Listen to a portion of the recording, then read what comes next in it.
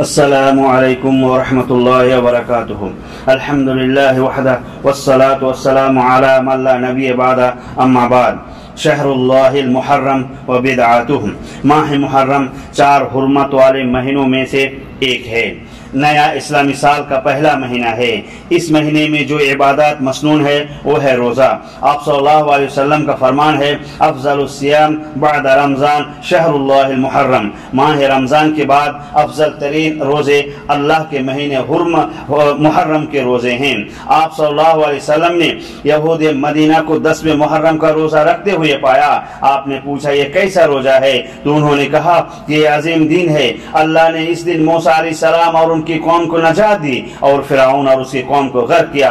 تو موسیٰ علیہ السلام نے شکرانہ کے طور پر روزہ رکھا، تو ہم بھی اس دن کا روزہ رکھتے ہیں۔ نبی کریم صلی اللہ علیہ وسلم نے فرمایا ہم اس کے زیادہ حقدار ہیں، لہذا آپ نے عاشوراء کا روزہ رکھا اور لوگوں کو اس کا حکم دیا۔ عاشوراء کے روزے کی فضیلت بتلاتے ہوئے آپ صلی اللہ علیہ وسلم نے فرمایا یکفر سنۃ الماضیہ، پچھلے ایک سال کے گناہوں کو مٹا دیتا ہے۔ چونکہ یہود صرف 10ویں محرم ہی کا روزہ رکھا کرتے تھے، اس لیے نبی کریم صلی اللہ علیہ وسلم نے اس کی مخالفت کرنے کا حکم دیتے ہوئے فرمایا صوموا یوما قبلہ او یوما بعدہ وخالف الیہود، یعنی 10ویں محرم کے ایک دن پہلے کا یا اس کے ایک دن بعد کا روزہ رکھو اور یہودیوں کی مخالفت کرو۔ لہذا ہم سب کو 9، 10 یا 10، 11 محرم کی تاریخ کا روزہ رکھنا چاہیے۔ محترم بھائیو، ماہ محرم کا چاند نظر آتے ہی اور بالخصوص 10ویں محرم میں بعض نام نہاد محبت کا دعویٰ کرنے والے سیاہ کپڑے زیب تن کرتے ہیں،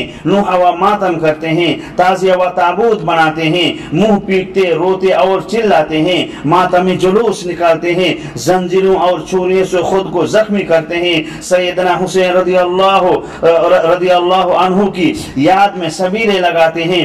یہ تمام بدعتی و خرافاتی امور ہیں، اور حد تو یہ ہے کہ عظیم صحابہ کی شان میں گستاخی کرتے ہیں، سب و ستم، طعن و تشنیع کرتے ہیں۔ نعوذ باللہ، واقعہ کربلا نبی صلی اللہ علیہ وسلم کی وفات اور تکمیل دین کے 50 سال بعد پیش آیا، ایک تاریخی ثانیہ ہے، لیکن اس کی یاد میں سوگ و ماتم منانا شریعت اسلامیہ میں کوئی گنجائش نہیں، جبکہ تاریخ اسلام شہدائے صحابہ کرام رضوان اللہ علیہم اجمعین سے بھری پڑی ہیں، لیکن کسی کی یاد میں سوگ و ماتم منایا نہیں جاتا ہے۔ رب العالمین ہم سبوں کو دین کی صحیح سمجھ عطا فرمائے۔ السلام علیکم ورحمۃ اللہ وبرکاتہ۔